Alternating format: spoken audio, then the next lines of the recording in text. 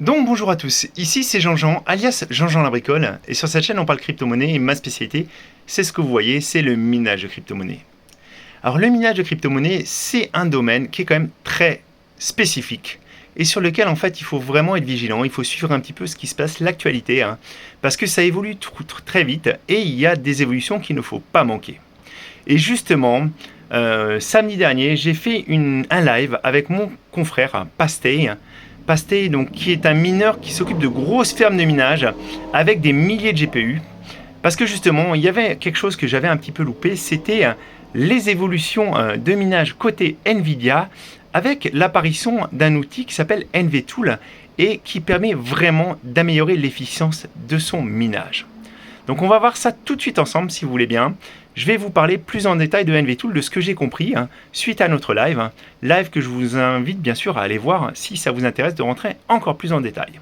Donc on va tout de suite passer à la vidéo. Mais avant de commencer, je voulais simplement vous rappeler, parce que vous êtes nombreux à me poser des questions, à commenter aussi l'overclocking, etc. sur YouTube. Mais on a aussi un Discord, donc un Discord communautaire où vous êtes nombreux à réagir. Et je vous invite vraiment à passer par là parce que vous n'aurez pas seulement le son de cloche de Jean-Jean, mais vous aurez peut-être d'autres personnes qui ont les mêmes soucis que vous, etc. Donc, on va parler aujourd'hui donc d'overclocking côté NVIDIA et je vais vous montrer un petit peu comment ça se passe. Donc, cet outil, c'est NVTool qui permet de faire quelque chose qu'on ne pouvait pas faire jusqu'à présent, à savoir undervolter vos cartes graphiques. Alors, là, je vous montre un petit peu, en fait, c'est une copie d'écran de tout simplement de ce logiciel qui est MSI Afterburner. Et vous voyez, plus on met la fréquence de son GPU haut, plus son GPU va consommer, plus le voltage qui va être appliqué au GPU est important pour qu'il soit stable. Voilà. Donc ça, c'est la base. Chez AMD, il n'y a pas de souci, on peut toucher au voltage du GPU. AMD l'autorise depuis toujours en fait. Donc je vous montre un petit peu ce que ça donne, mais regardez sur mon rig Caban, on a des données, on a le VDD, le voltage, et on a le voltage qu'on peut appliquer à la mémoire. Donc toutes ces données-là, ça permet vraiment de faire moins consommer son GPU, de le faire moins chauffer avec des données. Côté NVIDIA, c'est pas la même chose. Côté NVIDIA, jusqu'à présent, on n'avait que deux outils. On pouvait donc mettre la fréquence, on pouvait contrôler la fréquence du processeur graphique, la mémoire du processeur graphique, et on pouvait mettre une limite de consommation, une power limit. Mais ça se limitait à ça. Et avec NVTool, avec ce nouvel outil de chez NVIDIA, vous avez désormais la possibilité de changer en fait le voltage, et c'est un petit peu spécial. Vous ne mettez pas un voltage en fixe, mais vous allez en fait appliquer ce qu'ils appellent le set core offset, donc dire pour telle fréquence, pour la fréquence que tu as mis, on va appliquer la fréquence inférieure de 50. Alors je prends un exemple, si on a mis le processeur à 1600 MHz, on va appliquer le voltage de 1550. Là, on a mis le processeur à 1600, on va appliquer le voltage de 1600 moins 220.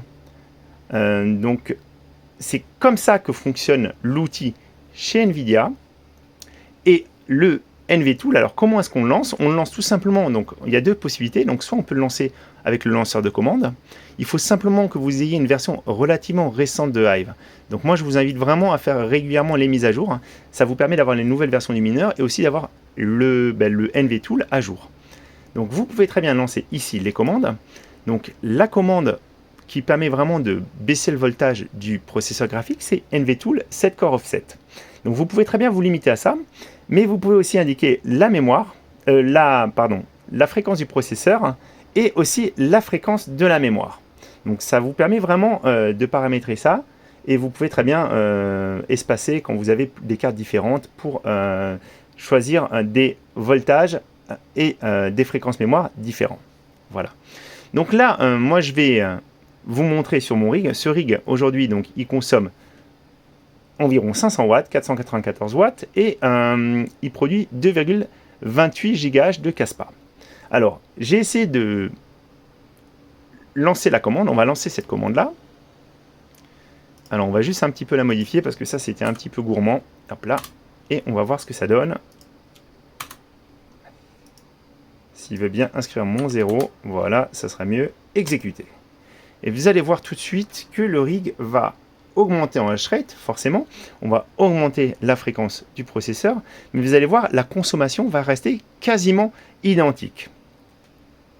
Alors, ça met toujours un petit peu de temps. Donc moi, j'ai préparé aussi, pendant ce temps, un petit tableau pour vous montrer ce que ça donne. Parce que j'ai fait pas mal de tests. J'ai fait des tests, donc, hop là. Donc là, on avait, sans l'utilisation de NVTool, j'ai calculé le ratio H par watt. Donc plus ce chiffre est haut, mieux c'est. Donc sans NVTool, aussi, j'ai essayé de mettre la fréquence des processeurs à 1600.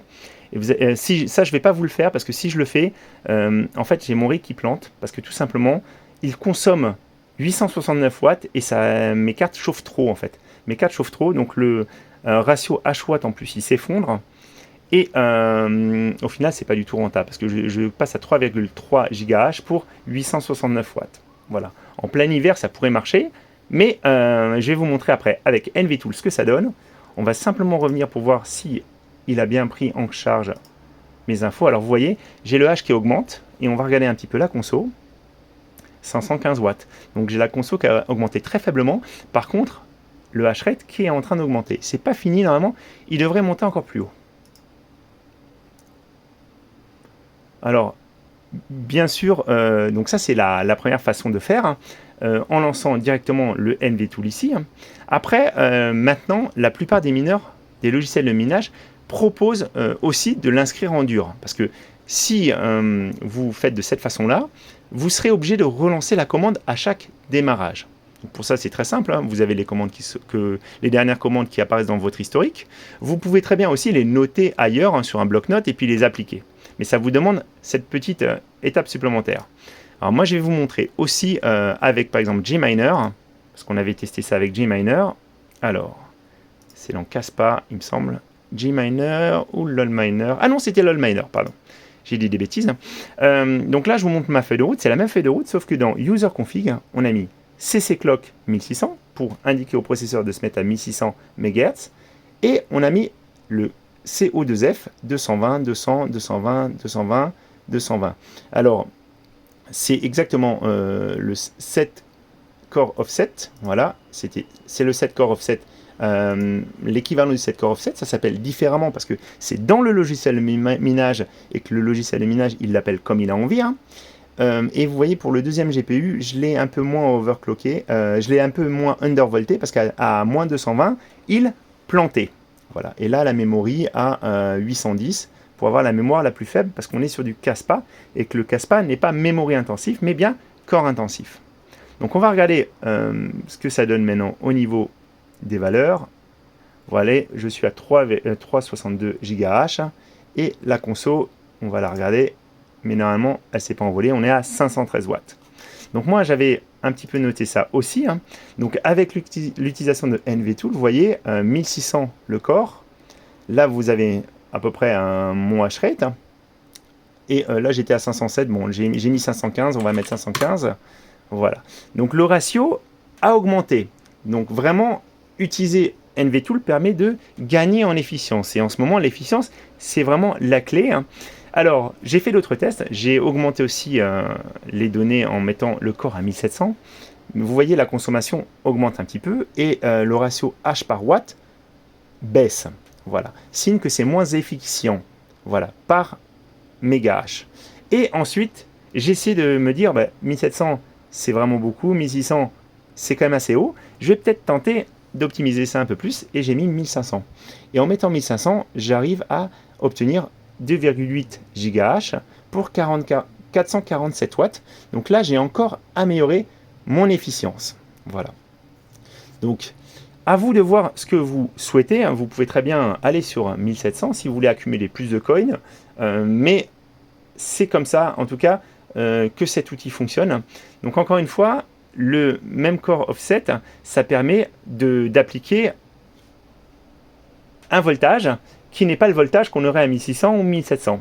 Comme je vous disais dans mon exemple, là, c'est comme si j'appliquais un voltage qui était à 1400 MHz. Voilà. Bon, alors, j'espère que ça vous a intéressé cette vidéo. J'avais vraiment, alors j'arrivais très bien à l'utiliser parce que je l'utilisais ici, j'avais déjà les commandes, mais je ne comprenais pas forcément ce que je faisais. Et là, ça permet vraiment d'aller un petit peu plus loin.